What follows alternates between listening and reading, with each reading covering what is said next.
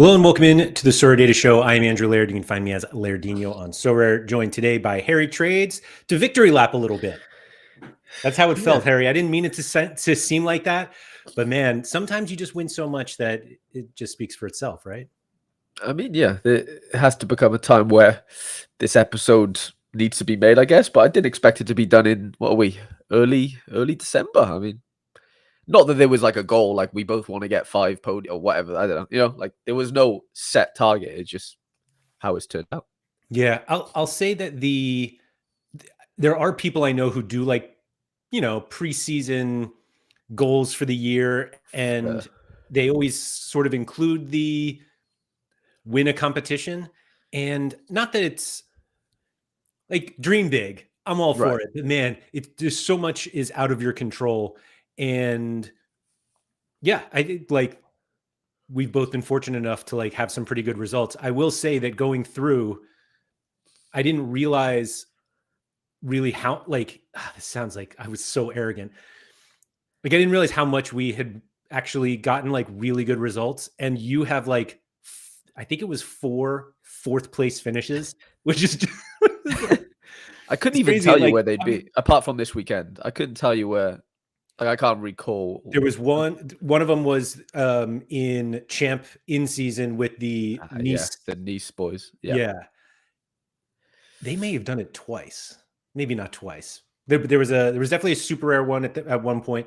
But obviously with divisions, it's like easier to win, meaning to come in first place because you're competing against fewer people just in terms of, you just have to beat the people in your division. But it was your tweet from early this morning, hashtag scheduled tweets, that that basically like was the basis for this topic. And everybody really focuses on like high scores when there are high scores. And it's like, oh, it's so hard to win when Bayern go off. And everybody kind of ignores that the Bundesliga is not the only league on Sorare, but like in those weeks, it feels like it, or when PSV really go off. And kind of what I got from your tweet was not when everybody scores a lot, like you need to score more, which obviously that is the case.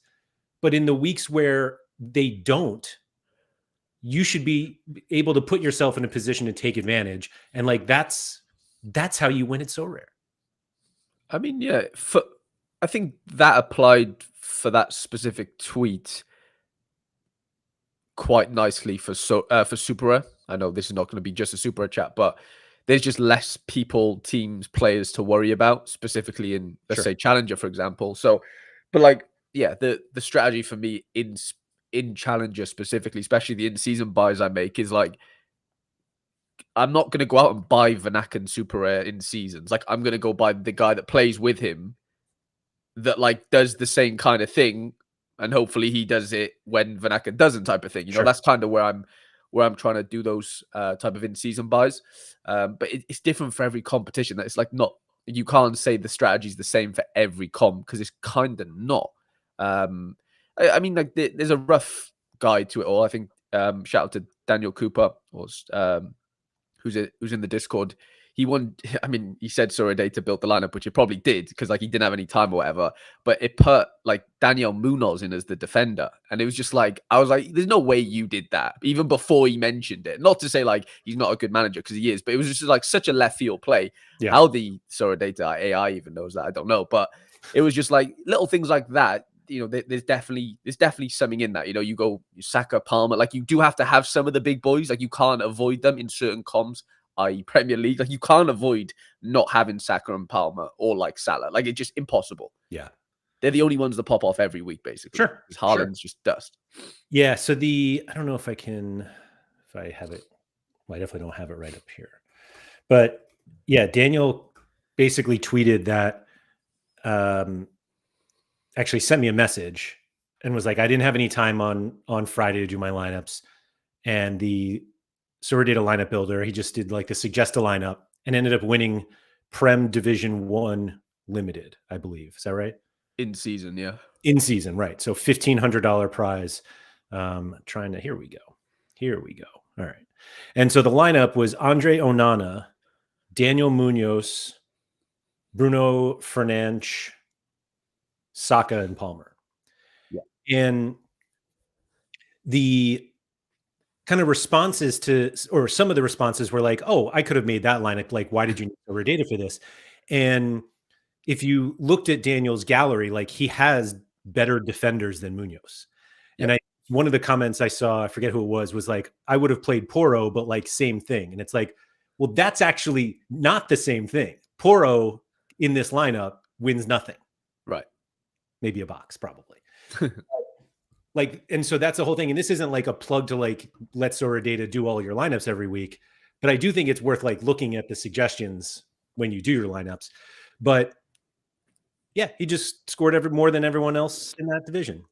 But yeah, it's an amazing lineup. Those three, like when I was lineup building for this past weekend, like this, game week, what was that, 29 or 31? 31. 31. Yeah. Like Bruno, Saka, and Palmer, it was very hard for me not to pick those three players in anyone's lineups that had them, right? Fact. The sticking point was the defender this weekend. You had, you could go for like I went for like Mazraoui quite often with the Onana. Porro, I think I used a few times as well.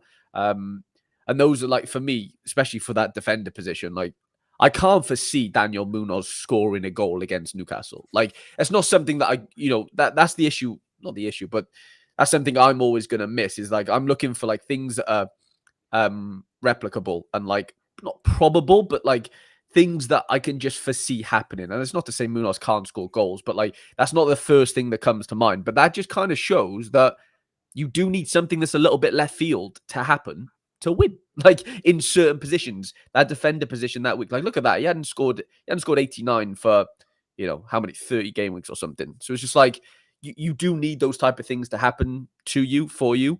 And luckily, there was no other massive defender scores in the Prem, if I'm not mistaken, specifically from like the big guys, like Trent did a 60. Two big chances missed. No way. That's insane. But like, not to say, like he's an attacking right, but like I get it. Like he is able to score goals clearly, but it's not something you go, he's not like a Guardiola when it's like for 10 games, he basically scored a goal in every one, like it's very hard to predict that type of thing. Kudos to the SDAI for doing that. But, like I said, with the defenders this weekend in Prem, I don't think there was many that scored that highly. Yeah, like Guardiola didn't even play. Mazraoui come off before the clean sheet. Trent did a 60, I think it was. Oh, yeah. Ola Aina scored really well again. He's had a couple of big ones recently. But, like, yeah, like loads of last man tackles. Yeah, it's as high as it gets, basically, outside of Ola Aina. 80 or above. Right. Wan-Bissaka goal. Like, they're all DAs, bar the Kenny Tete and Cucurella. Yeah. And he should have had a DA, I think, Cucurella, but like it was like a deflected assist or something for the first goal. I could be wrong, but I'm sure someone told me that. Yeah, for the Jackson one, I actually saw the goal. He did cross it for the first goal, but you do need those type of things to happen. Like outside of that, is there anyone else on that list that you would have picked? Like if you had them all in your gallery, does any of them look? Yeah, Cucurella is probably the one that you'd probably pick. Going off matchup at home to Villa, I think it was. Like I can see that type of thing happening because he is that type of guy. He doesn't do a game, but if he's playing, he could do that. Gabriel, he's one where you could go, okay, he's so good from set pieces. Like that could easily happen, and it did. He obviously won a pen as well, which is a bit of a freak one as well, but it still doesn't win you it. Like it's still not Munoz. Right. Because everyone had those three. Everyone had Saka, Bruno, Palmer, basically. Like if you had them, you played them. You played them, sure. Simple as. Yep. Simple as. Thanks everyone for coming. Forgot that part. We're done. Quagatoon, easy topic, score more points than everyone else. That's right. Anion, I wish my Sorare results page looked like the thumbnail one day. Yeah, that would be fun. Limited Whale 5% won on attaining third on Sorare Data live stream. Congratulations to you three on the podium. Hatlingen also had a really good finish this week. How to win on Sorare, join the Harry Trades members Discord. I tell you what, I'm not just plugging it like for the sake of plugging it, but the amount of like high finishes we've had in the Discord is beyond like absurd. It was a lot this week. Like freakishly absurd this week. Like I'm talking like maybe 10 or so podiums or something crazy like that, including yours truly. Whoa. Yeah. Let's see. Quagatoon said, might need to define winning to start. This midweek having 5 starters might be good enough. Some goalkeeper questions for a few teams. such as Villa, Wolves, West Ham, and Man City. Just those 4. Just every team. Yeah. So Strat said, definitely need more to it than just buy the best players, which, that's not even going to be the topic today. Smooth Boy says, late for podium, but it's okay. My flying goalie rare team got me 10th and a tier 1. Professor Hummels made a last man tackle to score 100 and got injured because of the tackle. 0.4 points ahead of 11th. Wow. Yeah. That's Toby, amazing. What's up? Oh, Harry Trades is here. I am such a contender boy. I didn't realize like how heavily contender my good results were until recently. And I've just sunk so much money in the Challenger. It'll pay off. It'll pay off. Contender pays for Challenger and Champ. That's like Bob Flynn says that NBA and MLB pay for football. My contender pays for everything else. Anyway, Nicola said, I'm quite new to the game, and this was my first week. I didn't manage to pull a worth to play 5 in-season players, too few matchups. It happens. It happens. Daniel, get a Sorare Data membership. Be a member of Harry's channel. Like the stream. Daniel has revealed all the secrets. That's about it. K-League season is over. I saw Cecilia is coming back for another season. The return. Hopefully, I have 2 classic Cecilias now. Yay. Anyway, Malky, what's up? Kurlos, Shaforkel. Macca, first time actually catching one live and not listening the next day on Spotify. Let's go. Welcome in. Raul, hello. Brendan, morning from Sydney. Got my first ever limited win this week. That's funny. It's morning here. Is it morning in Sydney also? No, it's 18 hours, I think. Maybe it is morning now that I think about it. Anyway, Sorare Malta, what's up? Victor, biggest win on Sorare for me last game week. What a time to be alive. Man, look at all these people winning. Saif Salem, running my first ever rare Premier League lineup this midweek. Wish me luck. Ooh. Massive good luck. Kennedy, what's up? It is funny that I was so you two were both Debbie Downers and then came out smelling of roses. Both of us were quite down on this game week, and then all of a sudden we just weren't. Anyway, let's see who else we got. Tuggy Tom said I had 4 of those in Mazraoui instead of Munoz and finished 11th. That is the difference. Where did Mazraoui finish? He came off just before the clean sheet, so he would have got like he had like 15 AA maybe. Something like that, anyway. Yeah. Or 10. Yeah, 10 AA and missed out on the clean sheet. That's so annoying. As did the lit, I think. I think the lit came off just before. That shouldn't be allowed. I know. Yep, 56-50. Unbelievable. I know. It's horrible. Just Heat said more and more picking a goalkeeper who gets the clean sheet and the defender that can get a decisive is how you win the top prizes. I mean, they help. But there's certain defenders that you can like bank on their AA. That's kind of where I'm at most of the time when I'm lineup building anyway. Yep. First prem goal. That's mad. That's what you need though. Like you just do need that. I thought I don't think that's right. Oh, really? Yeah, surely he scored last year, no? That's what I was thinking. I thought maybe prem goal this season. Actually, you know what? It might not have been a goal. I take that back. Oh, really? So this was Villa in 477. An assist. All right. Yeah, wow. Yeah, Colombia, Brazil. There you go. Good call. Let's see. MT is not a crime. What do we think MT is? But anyway, greetings from Vienna. Up the trades army. There we go. Toby said, I'm in Harry's Discord and didn't podium. It's a scam. If you would have played 5 Rosenborg players, you would have podiumed. Oh my God, you're throwing that at him, huh? I mean, he threw at himself, I'm pretty sure, in the Discord. I'm pretty sure he told me that if he would have done that, he could have smashed it. Ahmed, what's up? Daniel said Challenger was really low scoring. It came 5th in D1 Limited. I thought that Daniel had another really high finish too. 5th in D1 Limited in season with 460 points. Ricky Pooch left me present before he died. Poor Ricky Pooch. Quinny, what's up? Ooh. Featuremans, yeah. Maybe. Pre-evening. Yeah. Anyway, Andreas, Johnny, Durs TFT. This is all like new people. I love this. Yeah. When does the new K-League season start? I started playing this year and wonder if prices will go even lower than now or they hit the bottom already for, I assume that's classic. It is classics. I assume K-League prices got to be pretty low anyway. Yeah. I don't think there's much lower you can go, is it? But I think they start in February or March. March, maybe? Do we have? I don't think we have the schedule yet. K-League 2025. Wow, 2025. I don't think it's been announced yet. But I could be wrong. But I certainly don't know it. Andreas, Hakimi is the cheat code. Man, Harry's been telling me this for weeks. And I have no Hakimi yet. Toby sticking up for Man United here. They had to take them off because they were both 1 yellow away from suspension. 3 minutes though, 4 minutes. Come on. Yeah, come on. Come on. MT means moped tuning. It was 15 years ago when I created the account. Okay. I don't know what that means, but that's fine. Andrea said, I also got 7th in my first week with my new Prem lineup. Jeez. Safe with the disrespect here. Speaking of contender, what's the word on Oral Simsir? He's a challenger player. He would destroy contender. My God. I assume he's back in January or whenever they come back. Anyway.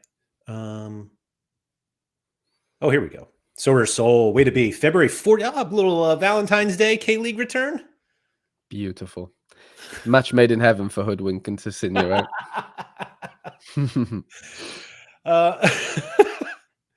Anyway, this whole like winning thing. Harry, when you think of winning, what do you think of? Depends where.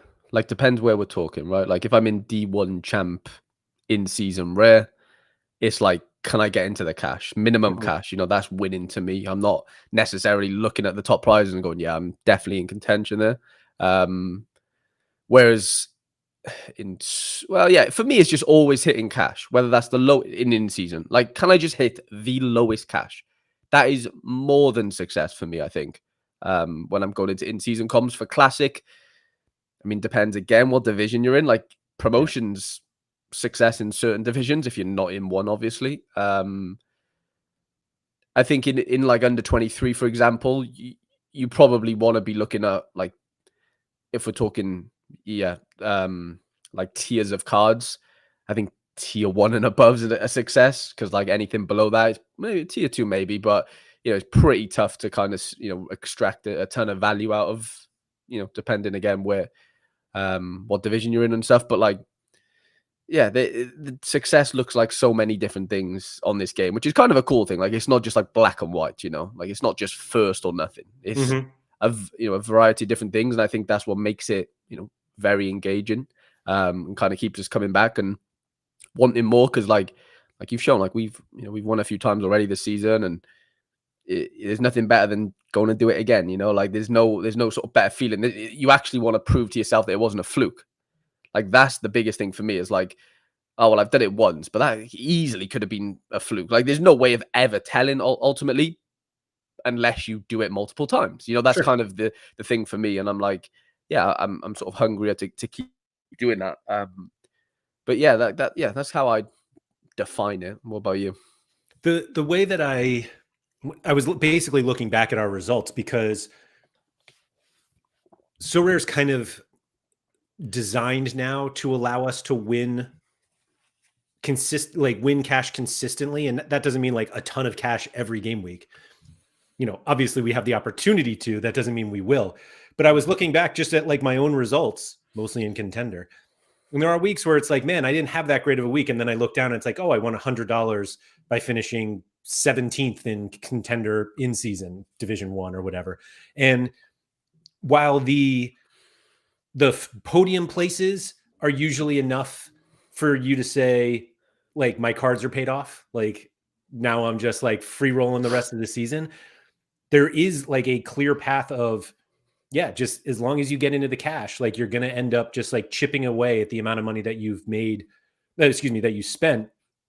And every single week that you're in Division 1, like you have an opportunity to win big, and being able to win cash without having to finish in the top 3 it just makes the game so much, I don't want to call it easier, but it's at least like easier to visualize how you can have success, as opposed to just like I won a tier 2. I hope he's not a 17-year-old whose rookie card just started getting sold 2 weeks ago. It's like, Right. it's just an easier way of seeing that you can have success. I think there's nothing wrong with going into like, say if you've just been playing classic now and you're now thinking of going into in season. I don't necessarily think there's a bad time for it, unless it's like one game left, obviously. But like I think halfway through the season is probably a nice way to, you know, well, the issue is prices haven't really gone down that much of cards. So we thought there'd be a correlation, didn't we, between like less utility equals, prices going down, basically.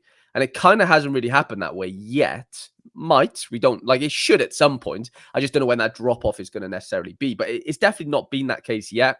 For the most part, there's obviously cards that have gone down and have sort of maybe recovered and gone back down or whatever. But for me, like getting in pretty early, like when I bought the Nice collection quite early, when I bought a few of the in-season challenger guys at Super Rare to complement the Super Rares that I already had, which could have been just lying there and doing nothing, collecting dust. Like I've really had to utilize, like kickstart my gallery. Like a lot of us old timers that have been playing in certain ways that didn't necessarily suit in season because nobody had in-season cards. Like Sure. you either had to get involved or you didn't, type of thing. And it didn't have to work out the way it has, in the sense like you could have sort of simulated this a few different times. I would never have won the challenger in season Super Rare comp, which basically pays for everything I kind of put in.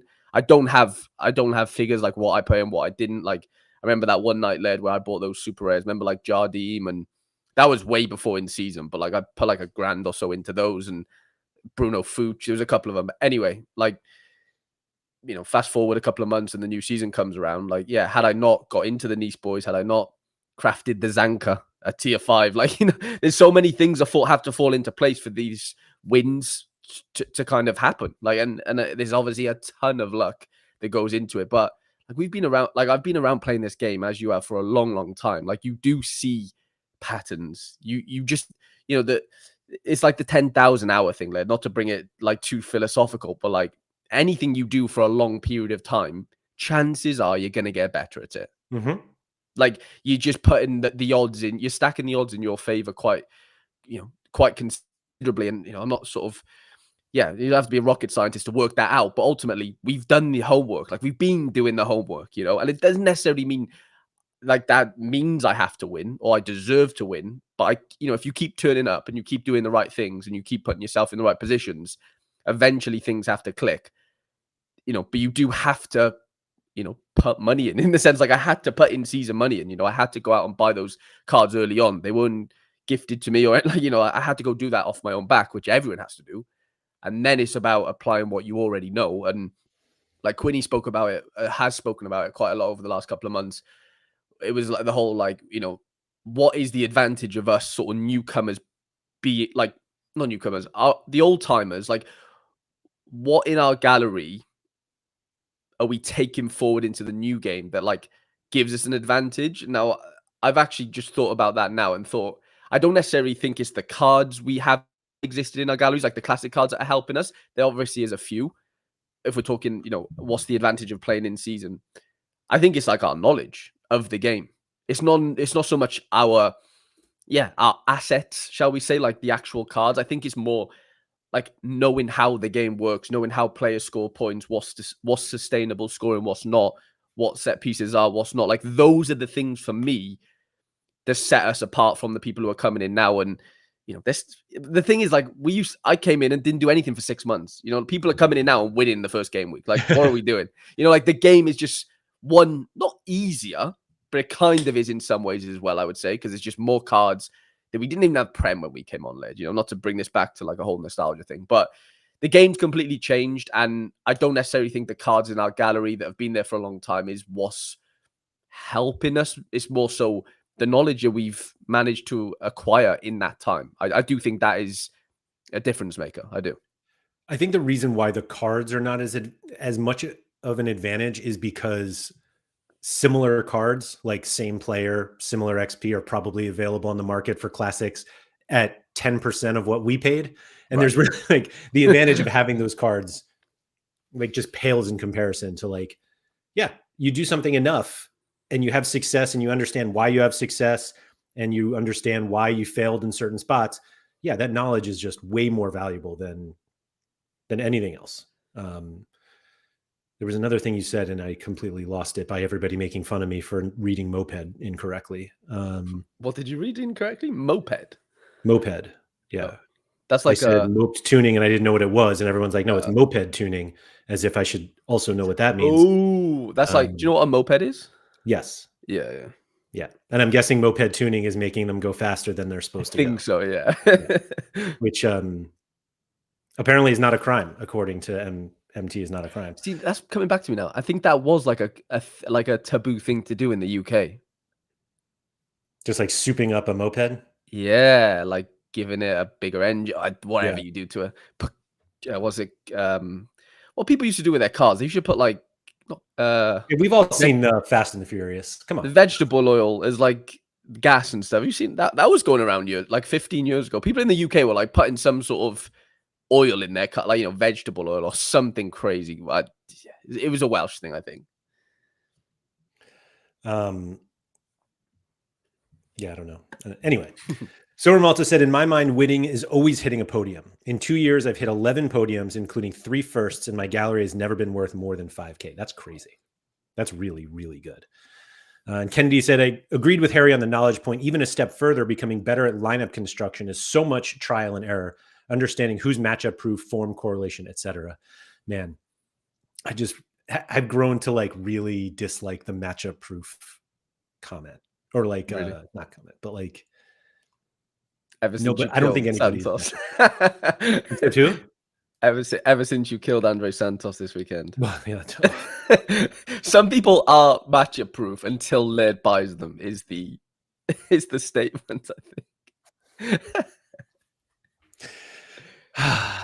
This week, Harry, we bounced back this week. We do. Maybe. I did notice that I'm running out of contender guys. Yeah, very Argentina, Korea, Mexico heavy. Yeah. Like I've won a couple. So I won a tier 1 goalie in contender who has since been benched. I saw that yesterday. In fact, I think it was on the thumbnail. One of those thumbnail. No, maybe it wasn't a podium. I don't know. But he's been benched. Not I won Pele Bovink or Paderborn, maybe. Yeah. Wow.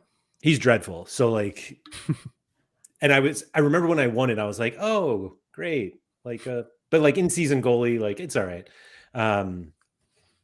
Tom is now Tom's on the train of blaming me for Andre Santos.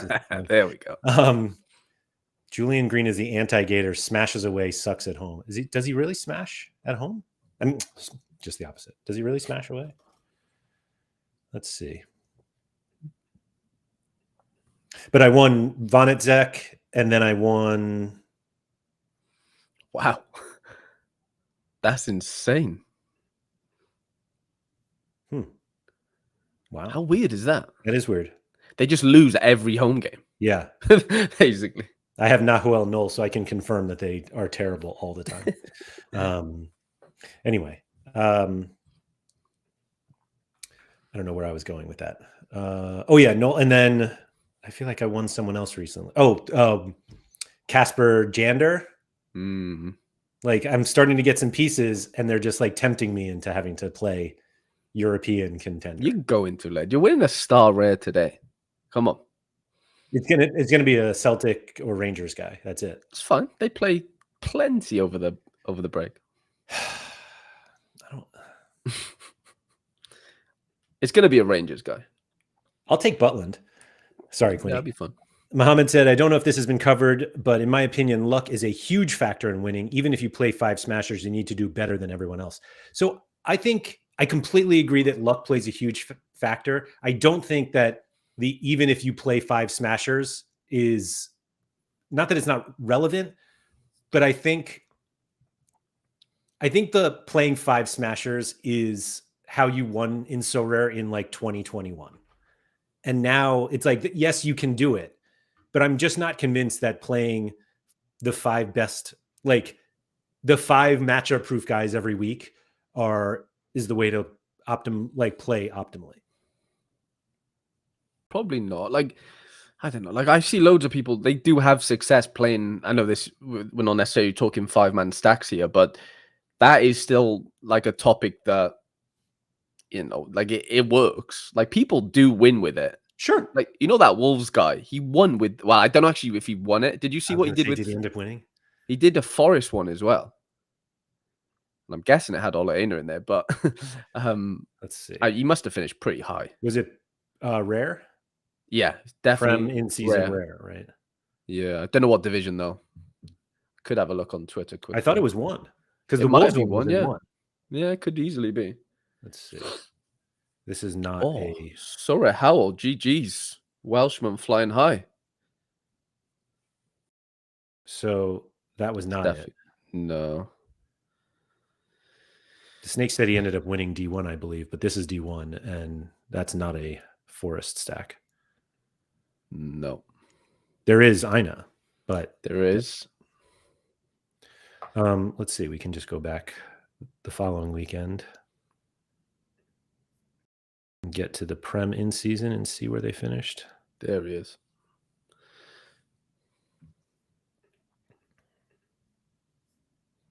Ninth, they finished. Okay. So $250 with this lineup. Like, nobody above 66 beyond Dana. Like, how wild is that?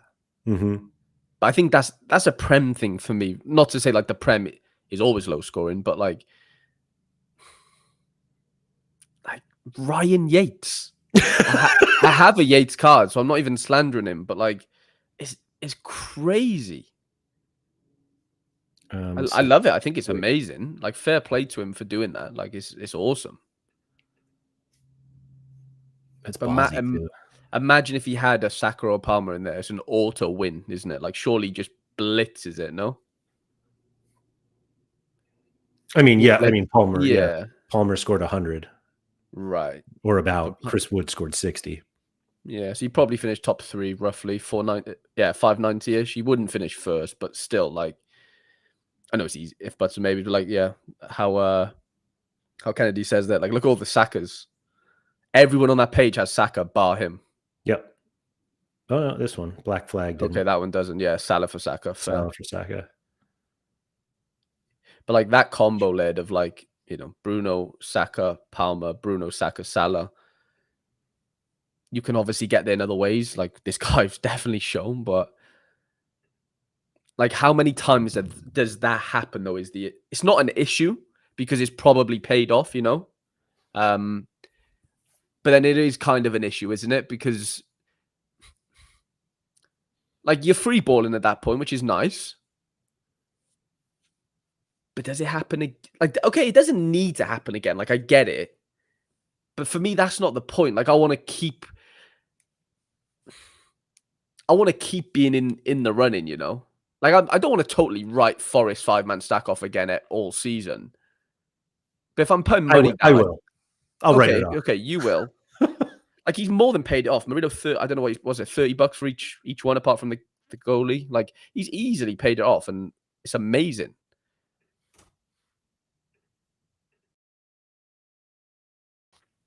I guess he's got a bit of Yates was like $7 and he's stupidly cheap. Stupid cheap. Yeah, so like Sells is obviously expensive because goalies are expensive, but everyone else. My God. Oh, Nico he doesn't have a Nico in season. Shocking. But like, I just don't know how fun that will be going forward. Like, he's done it now. For me, I'd just be selling that whole thing and just buying a better Prem team. Oof.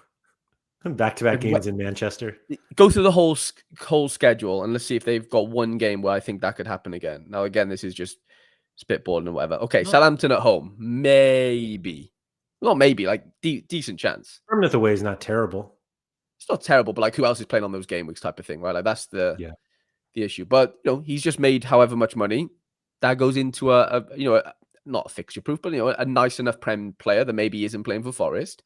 and it kind of just just boosts you up that one extra level that puts you in contention with all those guys that have those 3 smashes type of thing. Yeah, whereas like if you do spend big on some of the big guys, I know it takes longer to pay off, obviously, if you buy them early on or wherever you buy them. But at least like you can always look forward to maybe smashing every week. Did you get what I'm saying? Whereas like with that Forest collection, you just know you're not going to smash every week, which is fine if you have other teams and stacks. Like I get it, but if we're just like analyzing that stacking alone, like $200 for a Forest stack, and you make $250 back on one game week, but never win again. But you can keep playing them if you want, or you spend. I know it's budget dependent, but like I don't know, $2,000 takes you a lot longer to pay back. You might not pay it back, like that's the risk. But you've got like 3 night. You got a Bruno, you've got a Saka, whoever. Like at least you're in the running every week. Like unfortunately, you're not in the running every week with that Forest stack. Yeah, I think the strategy is to use the cheap Forest stack to win once and then get the big guys. It's Gator guy basically. It's idea, better if it like properly worked. Right. If he wasn't just a quitter with Real Betis and if he did, and if he did buy Lo Celso, right. Like you've got to go all in. Like you do have to buy, But you know what I'm saying? I don't know. There's something amazing in that. Like the fact that they're winning on game weeks where there's some big scores. Like I think it's incredible. Does that happen in every division? Probably not, and that's fine. Like that's a Premier League, not necessarily completely unique, but definitely there is a uniqueness to that. We've seen it the last couple of weeks. Like it definitely happens. I mean, let's also not ignore that they were able to get into Division 1. Right, yeah. Well, yeah. Wolves and Forest players. I mean, it's impressive. Well, do we know where he necessarily started? No. I'm trying to go back through some older. And then the issue is, Laird, if you're not in those high divisions and your Forest 1-0 happens at home, that's where it becomes problematic because you win, but you don't win. But this guy did, so I can't fault him specifically. I just mean in general. Okay. I have an update. Go on. Game week 23. They finished third in Division Jeez. 2 with the Forest stack. So they've done it twice. $650. I stand corrected. $50. 3-0 at home to West Ham. This got it up to Division 1, obviously. Yeah. That's impressive. Really impressive. Ole Aina, by the way, is he like the best defender in the Prem, or are we just ignoring that? On the whole platform. I mean, what's going on here? It's not that good, actually. 2 good games. 2 good games. And he's hit it both, both at home, both in good. Like, those are the games you want him for, right? Right, yeah. Those are the games you want him to score in and get DAs, and he's doing it. Like that's just the most the match made in heaven. Anion said, I mean, no one expected Forest to be in such a good place in the table they are right now. It's a lot of luck involved, I would say. I think we have one person who may have expected it. Yeah, I mean, yeah. Surface said, this is a dumb thing to look at if you aren't also looking at how many non-traditional stacks in Division 1, 2, and 3 got relegated with surprise DNPs. This is like looking at a lotto ticket. It's not a sound strategy. Why do non-traditional stacks without, like, I'm not sure I follow this. Yeah, I don't know. There's like 2 different points. The non-traditional stacks getting relegated, but then the surprise DNP, like we're lots not of people talking got about relegated DMPs right DNPs. now, It's nothing to do with DMPs. I'm going to keep going and see what else they won. I guess we should just look at Ola Aina and see how much that card won. Yeah. So it was that game week. And then this that was the one I saw. And then, yeah, have them updated for this current game week. And then what was the other one? Wolves? Yeah. Looks like a little collection building. Oh, just the one. That's insane. $95. Insane. Absolutely insane. Yeah, August 30th. It's really impressive. So that's like around here. There it is right there. Who said cards don't go up? Well, good scoring. Cards with L5s of 78 go. I mean, this is more than 5 games. I mean, yeah, yeah. I see what you mean. No, that's man. I wonder who the next team would be for him. Like if there's another Prem team he was to add, who would it be? Somebody, who was it? Oh, Philly Dilly said, be interested how Fulham stacks have worked. I have several Fulham guys and feel they're better real life players than Sorare players. They've been good. Like Iwobi's been scoring well, and like Emil Smith Rowe. Like they've got a 5 on a given game week. Tete scores well. Let's see where. There's not a clean sheet at home there, which is interesting. I have Burn Leno, so that's why. Yeah, you killed him. But like right here, Leno Yeah, 77, Anderson 94, Iwobi 95, Smith Rowe 85. Iwobi's a forward. Right? Oh, that's 85. Yeah. Yeah. And Jedi 60. So which game week was this? That's November 11th. I just want to see like what else was playing that game week. Actually, let's just go to the leaderboards. Oh, this is going to take a while. Oh, wait, no, it's not. November 11th. So this game week, 25. Do we have any like smashes? Fulham stacks winning? No. Liverpool. Oh, that was the Haber week. Oh, yeah. Shout out Haber. Black flag, by the way. Just back-to-back 5th places. So it didn't seem to. I mean, I don't know where I guess there are probably not that many Fulham stacks in Division 1. What were the. But like, that's the thing. Like, would you do it? Like, would somebody. There's obviously maybe somebody that's done it, but I can see where the Wolves and Forest things happen. Like, at home, clean sheet, whatever, right? Whereas that Fulham one, their only game that they've really all popped off is away to Palace. Mm-hmm. Like, it's not like, I'm not saying I'm completely shocked that they won 2-0 away to Palace, but I'm also not saying that's like the most obvious thing that happened that game week.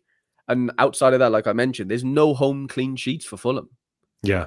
Like, I just don't know if somebody's intentionally going to go in and do that. Maybe in the next few games they might happen. I don't know their fixtures, but we can kind of look back and go, okay, I can see how the Forest thing happened. I can see how the Wolves thing kind of happened from like a player standpoint. Like, you can go into a game week thinking they're at home. Let's just captain Olaena because he does seem to smash at home when they, whatever. It ain't happening in the next 3, but potentially at home to Southampton. Mm-hmm. It's funny. Everybody's trying to guess in the comments who the next team is. Leicester, Bournemouth.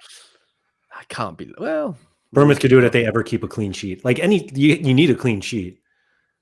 Unless you get like a pen save, but they're so hard to come by, things like that.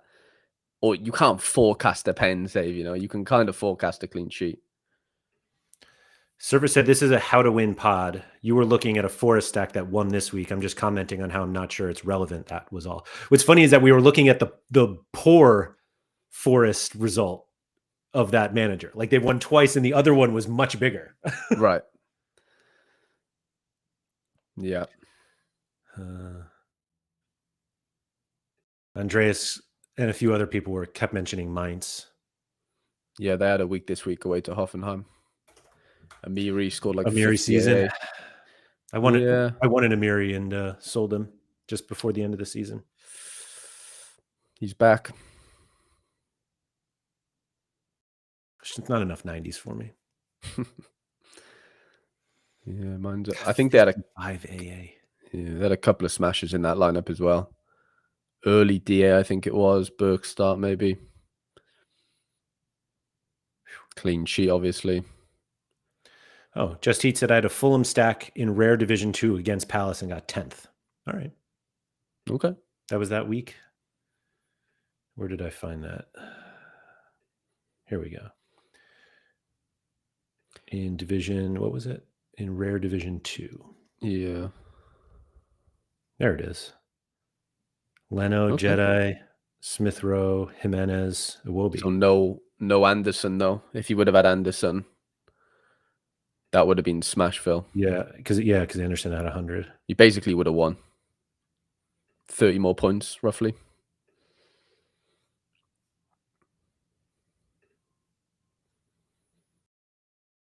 Like Anderson scored 96 Something like that, yeah. over Jedi. Would have been like 104, 95. Yeah, you would have got like 40 more points, roughly. 490. Yeah, right there. Yeah, you'd have been XP. sandwiched. Whoa. What is the? I know, no, they really matters, but that Wolves and Forest thing. What's the XP on them? Don't bring up panties. Sorry, Rob. Harry's like, if only you had done the right thing, you Well, would have done better. it's a very Sean thing for me to say. Totally. Yeah, what's the guy's XP on the Forest and Wolves stuff? Yeah, So you I was could just just be interested. It can't be that much. I'm going to say 2 or 3. Well, 3 or 4 maybe. No, 3 because might it's in season, so they have at least the 10. Right, I just It mean is like at least collection 5. bonus. Like, what's the collection bonus on his Forest and Wolves stack? You know. Yeah, I mean they're at 11%. Let's see. No, this is a different guy though. I mean, the Forest one. I'm sorry. Yeah, sorry. The Forest and Wolves guy. Where is he? Because he didn't have that many cards. He had like 8 or 9 maybe from 5% Wolves. Wow, 3% Forest. He's definitely a Wolves fan. There's no way you're getting a 5% on a Wolves collection. I mean, it's paid. It's paid. Yeah, I mean, the Forest one's not even that deep. I know. John Joe Shelby's still that. Wow.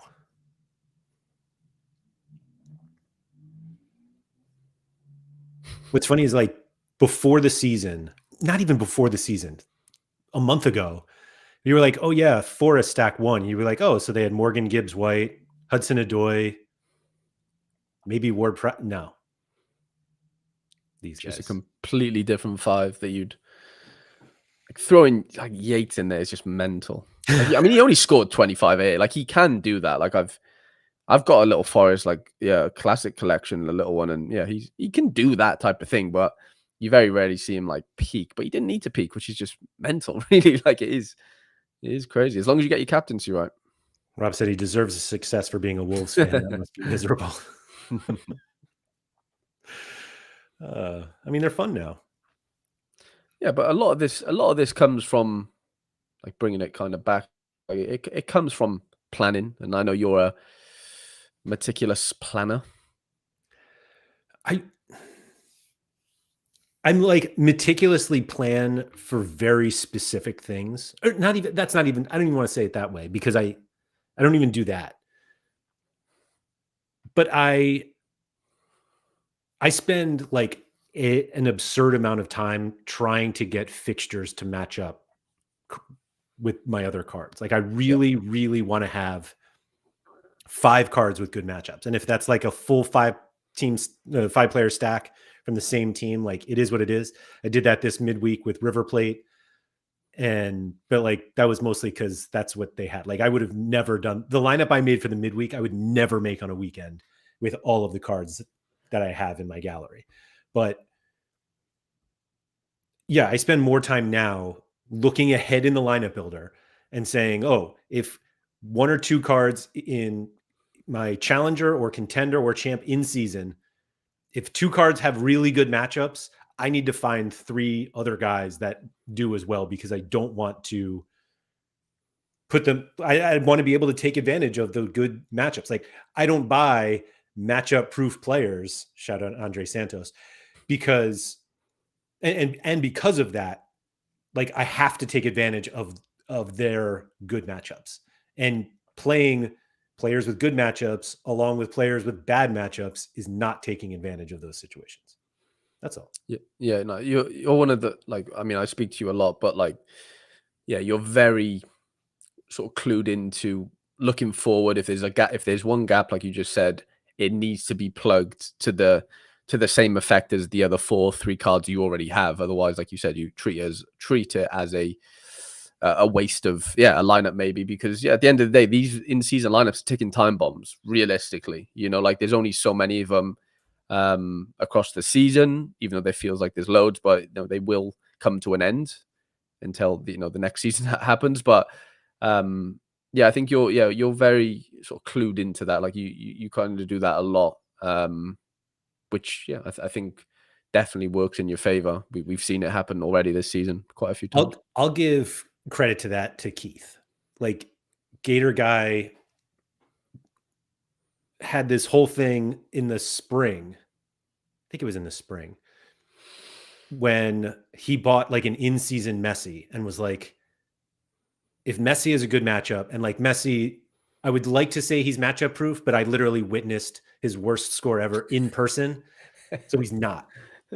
But he was like, if I'm going to like outlay enough money for Messi, I need to make sure that every game week that he has like the prime matchup, that he is in a lineup with other players who can take advantage.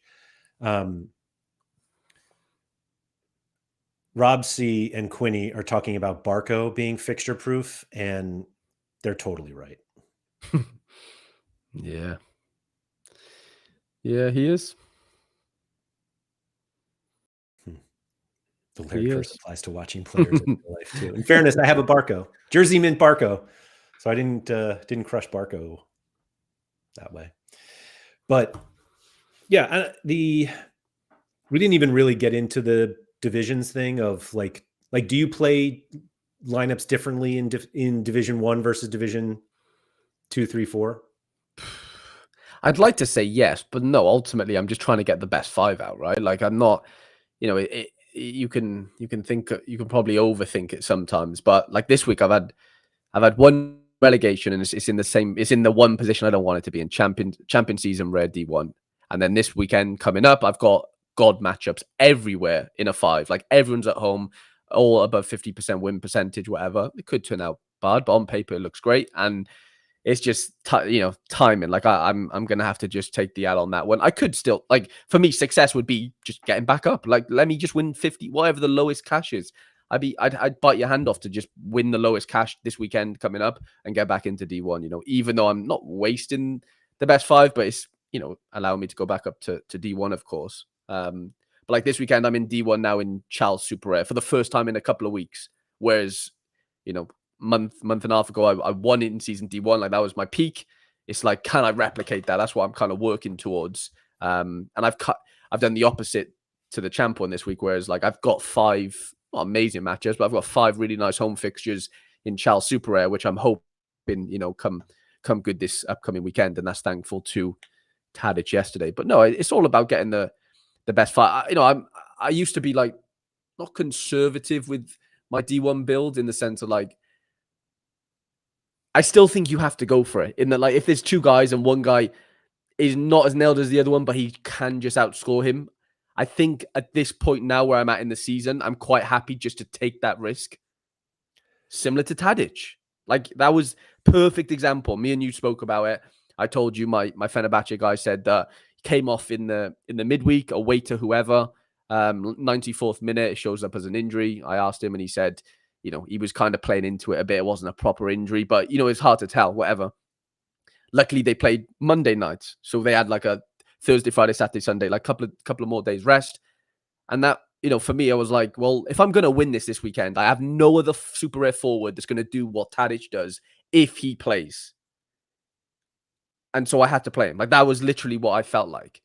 Brown ended up smashing, but I was never going to play him away to 20. Like it was just not going to happen in my best lineup. So there's certain situations where I am a bit more risky than I kind of maybe used to be. Like Sean really brainwashed me into thinking in a good way, like always go for like the safest guys, which is still true.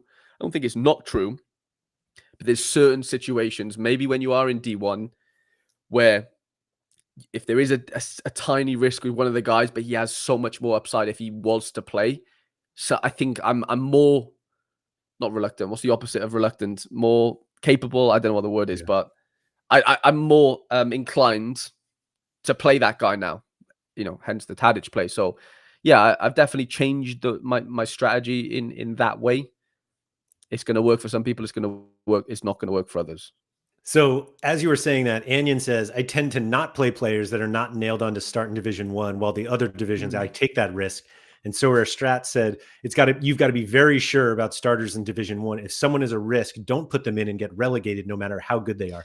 I am totally on Harry's side here. Like, I actually would argue that Division One is where you take your risks, because the upside is so much higher than in any other division that if it works, it far out, like dropping down to Division Two, yeah, it's a bummer. But if you're basically playing a suboptimal lineup in Division One, what's the difference? Why are you there? You know, like, kind of thing. Now, I do kind of agree with what the guys are saying, but for me, it's not the contemplation isn't two guys. One might not play. Like, they're both probably going to play some part in the game, both of them. But the one guy might not start, but could still get 80, 100 off the bench. Not that there's that many of those guys, but you get what I'm saying. Like, the downside isn't like he's definitely not going to play. Do you get what I'm saying? Like, I'm obviously not going to play someone like that. Like, Tadic wasn't like definitely not going to play. Obviously, you know what I'm saying. Like, there's a slight difference, but I completely get what the lads are saying. Rob said, I hit a DNP in each of my Division Ones this weekend and didn't get relegated. That's the way to do it. It's like a Rob showing off that he didn't get relegated, but also had to deal with DNPs everywhere. That means he scored really highly with 4 players, and that sucks because, like, but at least you didn't get relegated. Yeah. The only two, I think I had 2 relegations this past game week, and they had 2 DNPs in each. Ooh. Shout out to Elias Olafsson. Let me double check that. I think it was only 2. And they were both in Division One, which was infuriating. Yeah. Yeah, it's a killer. It is, because it's not easy to get back up, as we know. Like, I've seen Surface mention it. Like, it's not fun. Like, I'm not saying it's a fun concept, like, but it's part of it, isn't it? Like, I don't think getting promoted from Division 2 to Division 1 is any harder than anything else in Sorare. Like, the game is hard. Yeah, no, I agree. But it's just, like, infuriating when it falls on... Like, I just got relegated this weekend in preparation for, like, potentially my biggest week ever in chat. It's infuriating. Like, but there's not much we can do about it right now. Like, it's just part of it. And there's that double bubble fever of having a DMP or just getting whatever the reason is you've got relegated. Like, it sucks. Like, it does. But it does make the promotions and the wins that much sweeter. Like, I'm buzzing that I'm back into Chal in season D1. Like, I had not been there for a few weeks. Like, I can't remember the last time I was in there. It might have been when I won it. Like, it's been a little while, you know, like, and it's been annoying or whatever. Like, I scored 450 points last weekend and didn't get promoted. And I'm scoring 440 this weekend and I'm fucking 4th or 3rd, 4th. Like, it's just like, that is in itself crazy, but ultimately just keep plugging away and it'll fall for you eventually. You know, that's kind of how I'm at. Just be consistent or try your best to be anyway. I think maybe I look more favorably on D2 because, like, I've won it 3 times already. Yeah, you are a D2 boy. Like, you somehow, like, I never seem to get, I either just get promoted, don't win any cash, or I just, I've never had any luck in D2 apart from this weekend in Super Rare. Like, in all my rares, honestly, I never get anywhere near it for whatever reason. Chal Rare, I can't get near it. It's weird. Mine was Contender, Classic Rare, In-Season Rare, and Challenger Classic Super Rare. When you won the Evander. Right. Yeah. Where I wouldn't have won D1. Oh, you didn't, did you? No, for like most of the game week, I would have won D1. And that game week, this is how much luck or just, it's not even serendipity, but like how much none of this is in our control, that the lineup that I had, that one Challenger Super Rare Division 2, I had a Division 1 entry and didn't enter it because I thought it would get relegated. And instead of getting relegated, it won Division 2. I feel like people, I don't know why, but I've not heard anyone not play their entry in a little while. Like, you saying that there made me think, I can't remember, not that I'm speaking to everyone every day, but you know what I mean? But like, I can't remember the last time I didn't play my highest division. I do it in Champ Classic. I have a Division 1 entry and I've played it like twice all season. You just can't be, yeah. But you playing, you are playing D2 and D whatever you're in that comp, right? Yeah. Yeah. Yeah. I'm not saying I haven't done it this season. Like, I do recall not using my challenge season Super Rare one. It might have been a midweek or something funky, like, or maybe it was one weekend actually. Now I recall properly. I have done it. Maybe I just haven't had the opportunity to do it recently. Like, would I do it going forward? Probably not, because I don't want to be in your position. Like, like, I don't want to win D2 if I can win D1. I think obviously since then, other than Champ Classic, and I don't know why it matters to me, and mostly because I care about Champ in season way more than Classic at this point. So it's like, but I think for literally every other comp, I will never do it again. That I will never like bypass a D1, because I think the upside of winning D1 is just so much higher than the risk of getting relegated. 100%. Especially because, like, if I know I have 5 starters and everybody's convinced that 1 DNP means you're relegated, and I have 5 starters, I'm going to stay in. Right. Which isn't the case, because I had 5 starters in Champ D1 this week, and of course I got relegated. You got relegated. Two positions I was outside of the drop, but yeah, it's a fun conversation to have.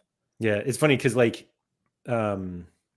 Server said getting promoted to D1 is harder than winning cash in D1, which is bad gameplay in my opinion. I actually like, what's funny is that his next comment is we can keep agreeing to disagree on something else. I think it should be easier to win cash in D1 than to get to D1. It's the benefit of, like, that's why you want to be in Division 1, because it's easier to win cash. Yeah, up against less players. Right. He said we can keep agreeing to disagree, but I just don't think the division system is working for gameplay. It's just completely unnecessary and comes with too many negatives, at least for large accounts. Like, I feel like the negatives are, like, people act like you cannot win anything in any other division. Like, getting relegated obviously is a bummer because you can't win the biggest prizes, but you can still win prizes. And the, like you were just saying, like, how excited you were to get back to Division 1. Like, that's not something that existed before. And normally you just be like, oh, great, I finished 74th. Okay, next game week. And now you're, like, excited. And now you're looking ahead to what can I play in D1 that I can, like, really get? Can I improve my 5? Yeah. Like, what classic super rare card can I get off the secondary that's not that expensive but could really help me this week? Because I only need 3 in seasons. Like, that does spark interest in my brain doing stuff like that. I'm not saying it's perfect divisions and stuff. Like, I'm not saying I'm in love with them, but they're the game in front of me. You just get on with it, don't you? Like, that's my attitude with most things in life. Like, you've got, there's a hand in front of you. You either play or you don't. I'm choosing to play. Zach said divisions are awful. Why 400 points in D3 wins a couple $100, yet in D1 it gets nothing? Who's winning a couple $100 with 400 points? Yeah, that's a throwback. Andrea said this is not always, if ever, true. Champ D1 cash was 20 points above promotion in D2 this week. I'm sure it just changes every week. Zach is saying in super rare D3. I mean, how many people even win in D3? There was 8 in my division, I think, in Challenger. I don't know in D3 though. I'm going to assume like maybe 8, but probably 6. Yeah, I don't play in season. I mean, the reason you do it is because the winner of D1 wins $3,000, and the winner of D3 wins, I don't even know what they win, 200. Yeah, maybe not even that. Potentially that. Yeah. Top is £5-10 in D2. It's like $650 maybe. 3,000 is a lot higher than 650. It is. And you're playing up against way less players. Not to say that, like, there's worse cards there. There's obviously good cards there, like, I don't even know if, I finished 4th this weekend in the end. What do I get in D1 if I had to play there? I'm going to assume not that much, but I could be completely wrong. Let me have a quick check. In season. Wow, yeah. I would have finished exactly 14th, which is nothing. Maybe a box, but yeah. Prizes That's just assuming that you're in that division as opposed to no divisions where you're probably lower because miles lower, yeah. Because you got D3 as well. D3 was... So I would have finished second in D3, 440 odd points. But the top guy had 470, so I wouldn't have won it. So, yeah, there was miles more than... Well, maybe not miles more than the cash prizes that finished ahead of me. But I definitely would... If there was no division, I don't think I would have won anything this weekend in Chal. But... By the way, the guy that won D2 didn't even have a goalie there. He played Wallerson and he's injured. Tadic captain, some guy from Westerlo, Ito from St. Trudens. Some guy from Westerlo. How I don't want to say his name because it's like Sayed Damancha or something. Oh, the forward. Yeah, he smashed 450 points and no keeper. You think they buy a keeper now? Yeah, they've got enough. Goalies is just the absolute worst. It is horrible. Oh. How much did he win this weekend? Oh, he won $3,000 lead. He'd be fine. He only finished first in D2, La Liga D1, Prem D1. Who is this He'll person? Be like Schoenet T11, isn't it? Or Schoenet? I don't know how you pronounce it. Yeah, they're pretty good. Schoen YT. Yeah. I'm not even going to look. I'm sure they smash every week. So yeah. 2-star super rares he's winning this weekend. 1 tier 1 rare and $3,000. 2-star super rares, Prem and La Liga Classic. And a tier 1 rare. And a tier 1 rare from Champ. There's Hakimi. There he is. There's your boy. Spider-Man. What a lineup this is. Courtois, Hakimi, Marquinhos, Pedri, and Julian Alvarez. It's a fun one. Alvarez is interesting. Yeah. Like, I'm surprised he's gone Alvarez there. I know it's a good matchup and whatever, but... D2, Ward-Prowse. To be fair, did he have that many forwards to smash? He avoided Lewan, which is mad. Like, surely you go Lewan at home to Las Palmas over Julian Alvarez. Like... Right? Like, surely. Well, I mean, he obviously knows more than me, so I'll you know. The 225 got relegated? D2 Classic? I don't know. How far? Oh, yeah, maybe. 126 away from rewards. Feels like relegation. Rob C. Time Traveler confirmed. I can check on the Sorare mobile app. I was going to say, yeah, you tell us now, which is amazing. See. I think that could be one of the best updates I've seen in a while. That like tells you how many points you're within promotion or within relegation or whatever. Yeah. So what did we say? It was Champ Classic Division 2. All right, Champ. As you can imagine, they have a lot of lineups. Sorare Malta's captain, Harry Wilson. 4th. It was relegated. The Ward-Prowse lineup was not relegated. The other one was. The one with Ruben Dias? Yeah. Yeah. Now, granted, that's just a pretty bad lineup. Yeah, DMP, De Bruyne off the bench, I think. Guess how many points they were short of staying? 7. 8. Wow, yeah. Like 230 and you stay in. I mean, yeah, you're not asking for a ton of you, but what was I got relegated on 293 in Champions Season Div 1. I think I was 4 or 5 points away from. But it's mad. Like, I captained the highest scorer in my lineup. Like, I did all I could. You did all you could? Yeah, Kimmich marginally scored higher than Ito by like 0.6 of a point. It's just like, I literally couldn't do anything at that point. It is what it is.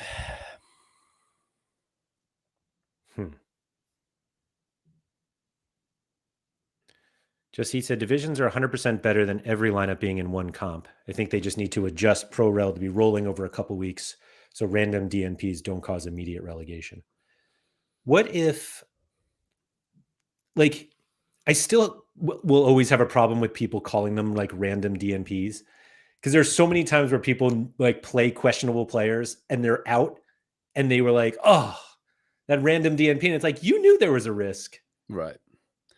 Yeah, there's a difference Not between that everybody, and they're random ones. Don't get. yeah, cohorts. I Yeah. had Olafson this week. Yeah, Cohort Fuller. getting injured Yeah, in the warm up. Like those are the ones that somehow we need to avoid. I just don't know how. Like nobody's saying like those should be a thing. I don't think. Like like maybe I'm some people I'm are. okay if you have a solution to those, but like there shouldn't be a way to take advantage of it by playing guys who are probably not going to play, and when they don't, you're just like, "Oh, good, Right. I get someone else." If you played Ortega over Ederson to avoid relegation, props to you. Oh, Warlison was a surprise Oh, DNP. no, he's done like his ACL. He's out for. I won his card literally 3 weeks ago, and I Yeah, you bought. did. He's out until like Jan. That's like a thing. I bet it was. Hold on. Did this guy have a DNP? Oh no, he didn't. I don't know. The other keeper saved a penalty. Yeah, Understall. Yeah, I had. Yeah, that one hurt me big The time. number of people who replied. What tweet was it about? Somebody was something about divisions, and they were like, "Yeah, Understall's going to get me relegated," and then Oh like yeah. nobody got relegated, and I was like, "Oh, okay, okay."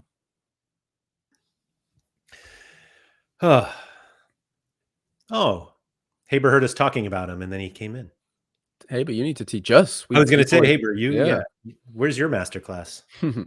Kennedy was joking. Sorry, Oh, I was okay. confused then. It is a weird card for that whale to play, I know. but I don't know. Anyway, yes, Ryan, we were talking about you.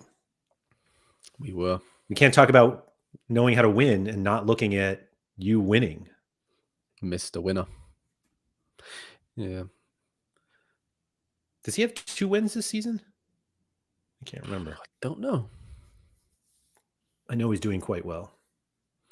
Yeah, I think a lot of people that have stuck to the Prem stuff have definitely done well. Like there's going to be people that haven't and they're not vocal, but like I've seen enough to say that, if you knew the Prem pretty well, if you bought half decently well, like Sam Tighe, I think he's churning hard. Like people who used to play the game or the old game and didn't really know what to do in the new game was like, okay, let's just go Prem because I know it the best. Like, for the most part, it seems like it's worked out for quite a lot of people that I know anyway.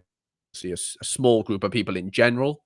But yeah, I just think that's how a lot of people want to play this game. Just be nice and condensed and, just have your pool of players like what Lair does. You look forward a week or 2 weeks and go, oh, no, I can fit a little classic Van Dijk in there or classic whoever, Madison. Like those type of things, I think is very easy to do. It doesn't always work, but I just think from like a just managing your gallery standpoint and potential upside is really fun. Yeah. No, I totally agree. Totally agree. The shoot, what was I just about to say? Oh, the Prem thing. Like going into the season, everyone's like, you have to have Man City, you have to have Arsenal, and it's like they've struggled. Even Liverpool struggled a little bit, and so like I realized they're like first, but like not everybody's winning Liverpool stacks every week, and so that kind of looked like opened up the Prem competition. Mm-hmm. That was actually the reason why I didn't want to play Prem, is because like it is really unpredictable. Yeah. Which is fun if you have the Fulham or the Wolves or the Forest stack. Like it's fun. But I just didn't want to go. And it's obviously worked, but I just avoided the Prem in general because of that. Like I just did what like the odds and stuff just don't look nice enough for me on most game weeks, Because even like you said, even if you do go for the bigger teams that before the start of the season, that hasn't really worked unless because like Chelsea have been a surprise package. Like there's so many surprise packages in the Prem year on year outside of Liverpool. But again, you could argue new manager. Like there's so many things and variables that you have to like keep up with the Prem. I just didn't want to do that. You know what I mean? Like I'm not anti-Prem. I have Prem cards, but I don't play in season there. And yeah, but I've seen it work. And if you religiously follow the Prem, then it's a good competition to play. But I don't religiously follow it, and that's just a preference thing. And I think we're seeing the same thing in Bundesliga and La Liga too. There are people who are very much into those leagues and have figured out like, oh yeah, Amiri's the guy. and they Right. go that road as opposed to just not going the full Bayern. Although Bayern probably has done a lot more than people. Yeah. Like they've certainly done more than any single team in the Premier League. In the Prem, 100%. 100%. Haber said, I think Division One Premier League has been softer this season because Arsenal Yeah. and City have both lost in some smash spots, causing people to get relegated in big game weeks. Could be. Mm-hmm. Rise of the Or underdog. yeah, Chelsea players have been good. Have enough players to get a 30% collection. 100%. Quinny mentioned it early on in the season. He was like, "There's too many good players in this line, like in this squad, you know, for it to not sort of fail, but like beyond this season could also be quite good." But they've been really good in season. You know, like Yeah.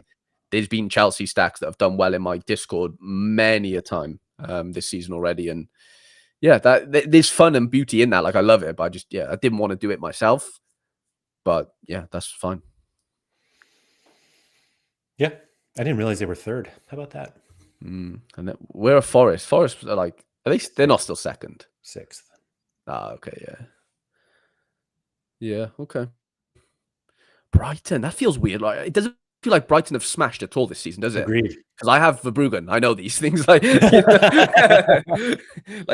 has had a few good games, but overall, like I don't know whether there's many games where you could pick out, you know, a whole 5 of Brighton. There might be 1 or 2, but same for City. Tottenham have had maybe a day or 2 in the sun. Brentford have had a couple, haven't they? There's a few there. United have definitely had a few. Yep. Yeah. Who's yet to have one? Villa? Yeah, it Like, seems there's some like that's their just team at the end of last season, right? yeah, like there's some that's just probably not going to have them, right? Like very hard to see an Ipswich have one if we're talking 5-man. Same for the Southampton. Probably same for Leicester, unfortunately. Palace? Probably same for West Ham. Palace, yeah. Palace was Yeah, the there's probably preseason pick, and then it just all came yeah, apart. just didn't work, did it? But Newcastle have been slow, haven't they? If we're talking Yeah. like 5, like Isak and Gordon on paper should have been really good and hasn't really turned out that way. Yeah. Yeah. No, it's interesting. Yeah, Majika downward spiral. I think he gave a pen away, Black, didn't he? I think maybe this weekend or last weekend. Ever since I mentioned how good he was, he's just completely done the opposite. Sorry about that. Halligan said Brentford are top of the league for home games and bottom of the league for away. Interesting. Sora Malta is a good point here about Chelsea, that because they fully rotate for Conference League, it's like easy to play him, or at least no Palmer. Like you kind of know, like he's the most beautiful card this season because you just know there's Yeah. no worries in the midweek. You know, it's gorgeous. Error today. Oh no. Yeah. Ferran goal, Mojica, error led to goal. It's a good thing we don't do looking up anymore. I know. I was thinking about bringing that back. I don't think Sam Ty's fees are probably too high these days, right? Like we could afford him back in the day, when now he's just gone clear, hasn't he? Mm-hmm. Yep. 20,000 followers on Blue Sky. You just know he's too big for us now. He's made it. He's made it. Oh well, maybe one day he'll grace us with his presence. Yeah. I think that's all I got. We gave you all the secrets. Go win. Simple as that. Thank you to everybody for coming. If you could please like, subscribe, all that good stuff. Shout out to Quinny. I'll be back tomorrow with Nepenthes. Wow. And if you thought today was victory lapping, wait for tomorrow. So anyway, come back for that. And yeah, have a great day. Don't forget to get those steps in.